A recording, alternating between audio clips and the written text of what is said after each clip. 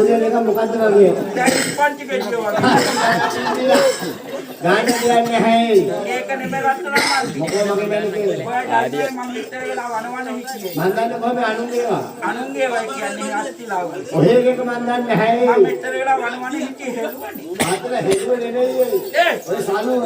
ඔයා දන්නවා මේක දීපු එක්කේනා. හවුද දෙන්නේ? අර තඩි එක්කේනා. අඩිය කිව්වේ. තඩි කිව්වේ මහත එක්කේනා. මහත කියන්නේ. මහත කියන්නේ පතන් එක්කේනා. ආත්තිය පතන් නෙමෙයි මොඩියේ. එහෙනම් පත්තිනි දෙවියෝ. ඒ තමයි දුන්නේ. ඒ මොකටද? මේ නරලෝකෙට ඇවිල්ලා නරලෝකේ නරින්ට. නරින්නේ මෙහෙන්නේ. නරසප්පේට. සෙස්සාන්තියක් කරලා. අන්න හරි. සල්සල්මක් ගැන හර දක්වන්නේ. බොම හරි. සල්සල්මක් ගැන හර දක්වලා විසල්පුරයට ගියත් හොඳයි කියන්නේ. බොම හොඳයි. යෝධය අඩන්නේ පායේ. මට නම් නිකන් දුකේ බෑ වගේ ගුරුනාන්සේ. අන්තිලාර මොකෝ එහෙ අනන්නේ. යනවයි කුවට යන්න බෑ වගේ. ඒ මොකෝ? මේ වගේ ඩොක්කමාරි ස්පොට් කෑල්ටි ගන්නවා. යෝධය මං කියන්න ඔහෙට වැඩි. මොක මේ ඉන්න කට්ටිය ඉන්නවනේ. මම පොඩි කයියක් කියන්නේ. අවිය කියන කන්නේ ගහගන්න. අනේ බදාගෙන ඉන්නේ.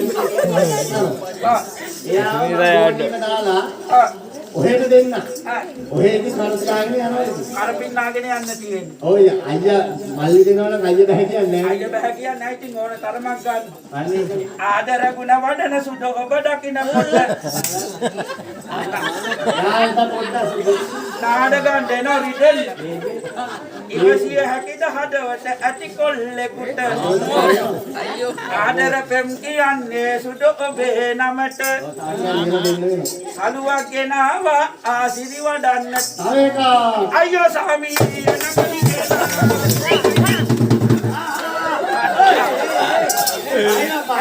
නෑ ඔයගේ ටූම් එක වැඩි වෙලා තව ටිකක් කොල්ලක කරෙත් ගන්න ගේනවා පඩිදෙනා. ඒක තමයි.